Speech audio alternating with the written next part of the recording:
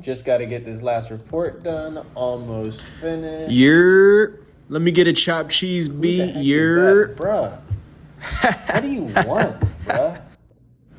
Yo, B, did you hear that none other than the Titanium Surfer himself dropped a new album? You gotta go check that one out, B. Don't be sleeping. Don't be sleeping on the boy Titanium Surfer, Ty Brasel, First off, why are you speaking in a New York accent, bruh?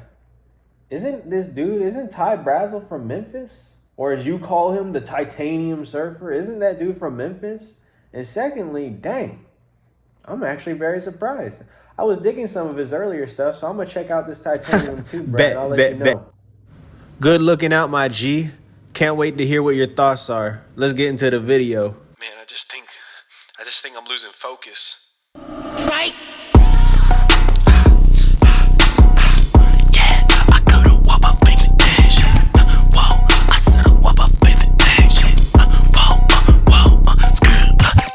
Hey guys, welcome back to another episode of Josh's Review Corner, and on this episode, we're going to be reviewing Ty Brasel's latest album, Tytanium 2. Ty Brasel, a Memphis-based Christian hip-hop rapper. The gentleman's been at it for a while, all the way back since 2018 when he busted onto the scene with Destined for Greatness. Yes, he had prior albums to that point, but the moment that you got to really know who Ty Brasel was, it was on that Destined for Greatness LP. That led into the Divine Storm, which led into Transcendent, which led into Titanium 2, which leads us into our latest offering from him, Titanium 2. Now, this project is a little bit different than those prior projects, especially anything pre-Titanium. Because pre-Titanium, he was exclusively releasing things on a record label, and if you listen to the subject matter of this album, you can tell immediately that, firstly, he has a lot more freedom with this project, and secondly, he is indeed not on the major record label system anymore. Don't let him being independent, though, trip you up about the people he is working with. He is continuing to work with people that he has worked with in the past, especially as it pertains to the production. On the production for this album, Ty Brasel is producing a lot of the tracks. You also have some other producers in the mix like 7K, but you have a return producer who came from that Divine Storm era and also that Destined for Greatness era, and it is the producer Dirty Rice. And you might be saying, who the heck is Dirty Rice? Oh, I don't know, the guy who produced your entire childhood? Yeah, all those KB songs you liked back in the day, Not Today, Satan, Sideways by Lecrae. Yeah, he produced all of that. Bet you didn't know that, but yeah, he did produce all that. And so the man is literally a Grammy Award-winning producer that just needs more recognition. But he's also worked with Ty Brasel, and he worked with him on that Transcendent project, and he is working with him on this Titanium 2 project. The question I think we all have is, okay, he's independent. Yeah, he has a lot more freedom, but is that going to lead to a higher quality of sound? When it came to the album Titanium, which also has a little bit of an independent feel to it, I felt like Ty Brasel was punching a little bit below his weight. The sounds on there were very monotonous. They were very saturated. There wasn't a whole lot of sonic diversity going throughout the project, and I find myself usually getting really bored with that project. Yes, I love songs like Back on Tour and Icy Freestyle and Chrome Hearted, but outside of those three songs, I don't really return to that album a whole lot just because it doesn't sound that different. It starts to all mush together and just sound like a bunch of 808s playing one after the other, and if that's the case, then I can get that anywhere. But when it comes to Titanium 2, this is, to me, if anybody was to ask me who is Ty Brasel and what is his strengths, I think it is the fact that he is a true artist. This gentleman not only saw what he did with Titanium, but when he started making Titanium 2, he said, man, I could do better and I can progress. Yes, I'll keep my same aesthetic. Yes, I will keep my same flow and my same swag that I have, but I'm going to embrace that a little bit more. You see, in Titanium, I feel like he was lacking some swag on that and just what we love about Ty Brasel. But on this project, he fully embraces his artistry and who he is, and the product is better for it. And we'll get more into that when we talk about our favorite tracks and least favorite tracks, which we'll be doing right now. And boy, do I have a lot of favorites. I want to start with the opening track, 2010. An underrated part about Ty Brasel's artistry and his rapping is his pin game. It's not necessarily the bars, which we'll point out some bars here in the favorite section that are insane, but it's really the flows he comes up with in the beat and the pockets he finds, in addition to just some slight writing nuances that he does throughout the tracks. 2010 is a perfect example of this. Very simple instrumental, just some light keys coming into the song, no drums for that first 40, 50 seconds of the song. But this dude goes into this insane nonstop flow, just rhyming word after word, just killing the beat. And when that beat drops on Audio Coat, and I'm fresh out the boat, that whole little section right there makes the payoff perfect, magnifique. Love to see it. 2010, perfect intro to this track. You get that swag. That's the real thing. You feel the swag from the get-go. And yeah, Chrome Hearted was an excellent opening track for that album, Titanium. But Titanium 2, 2010, it comes in with a new energy. It's saying, man, I'm going to just rap this album. So 2010, excellent track, definitely a favorite. Another favorite I want to talk about is this track 007 Freestyle. This instrumental reminds me so much of something I would have heard from Kenny Beats. Like when that beat drops into when the drums come in, I'm expecting to hear a, whoa, Kenny. Like I'm really expecting to hear something like that. But it's Ty Brasel rapping, and with something that's this skeletal, but it has just enough interesting elements like the synths and the production, it's a good moment for him to showcase his swag. And he sure as heck does it. Talking about, I feel just like LeBron, things of this nature. And then I love this beat switch that comes in towards the end of the track and getting to the bars. That whole rhyme scheme about Giannis Antetokounmpo up and then he says Nicole Yo kicking it with my, and then he says Luka Don chilling, and then he says Euro stepping like I play with the Spurs. That was an insane bar. Definitely a slept on bar. One of the better bars I've heard in CHH this year. So 007 Freestyle, perfect song. Another thing I like about these two songs as well is that they're not too long. They don't overstay their welcome. They know exactly what they are, and they execute at the highest level to provide the listener with the best possible experience during those 2 minutes that you get to listen to this track. So 007 Freestyle, 2010, really great start to this project. Then we get into this next track with Venice.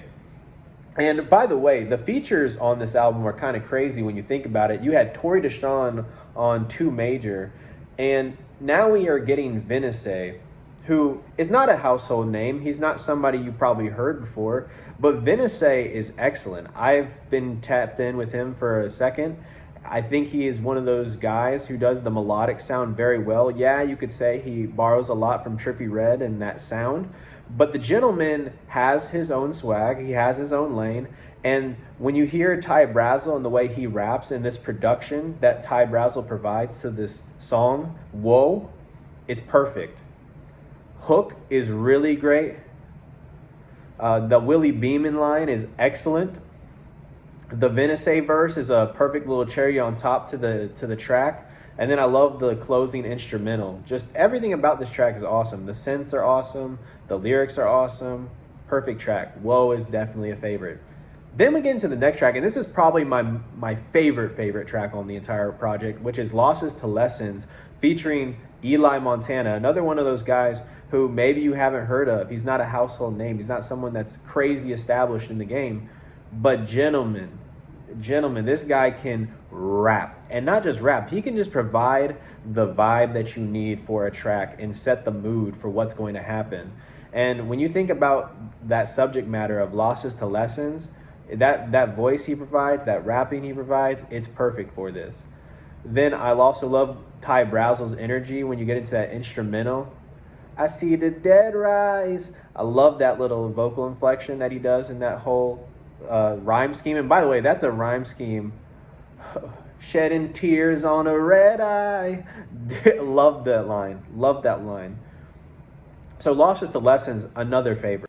And then continuing on with the favorites that I have for this project, I wish this next song was a lot longer. I think it had deserved an extra minute or 2 minutes. It was so good. Was this Take Flight interlude with De La Cruz. De La Cruz just kills this. Kills this. Love how simple it is with just the keys. That's all you really need. But man, do I really wish this track was longer. This track only checks in, I think, at around 48, 47 seconds, but it's freaking amazing, and I can never skip it every single time I listen to it. So I just wish this track was a little bit longer, but it's definitely a favorite on the project. And I think it's better than the interlude that we got on Titanium. And speaking of that interlude that we got on the first Titanium, there was a gentleman on there by the name of Nelohim. You might say, well, what about Nelohim? Well, going into my next favorite, the song Rebirth, featuring Nelohim. Going to that whole thing I was talking about with the sonic diversity of this project, this track is a boom bap, very slow instrumental, very soulful instrumental. Ty Brasel is just floating on the beat. I love this line he has.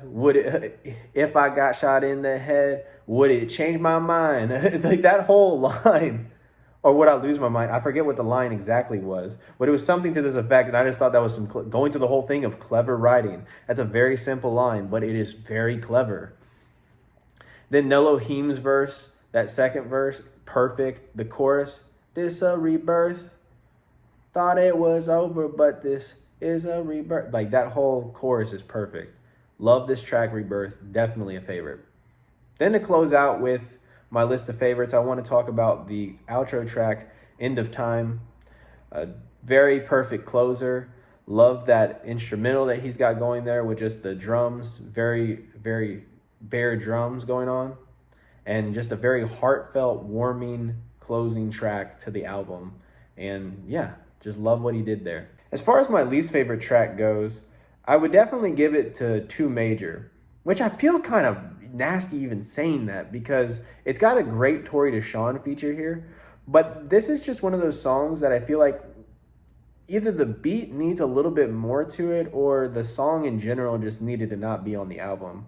I don't know. The song feels like it's missing something. It's missing that swag. It feels very cold. It feels like something that was purposely made to be the lead single, if you know what I mean.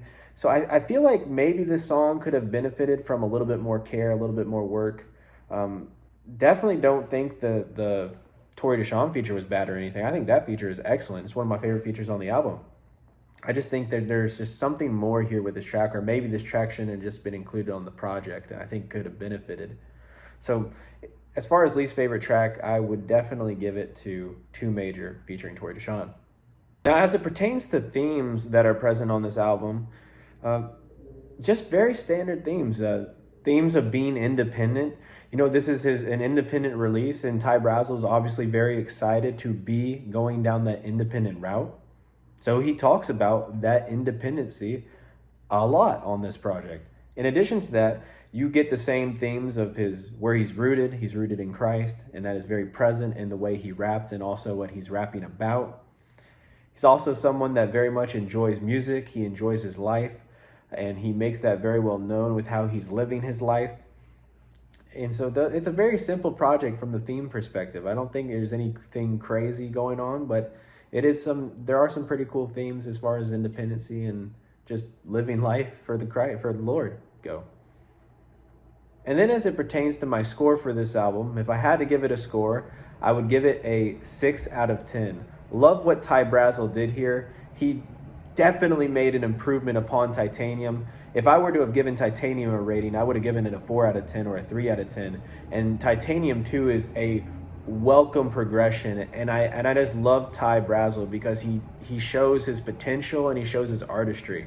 This dude is capable of making some amazing music, and he's super capable of making an amazing album. And I'm just excited to see what he continues dropping in the future.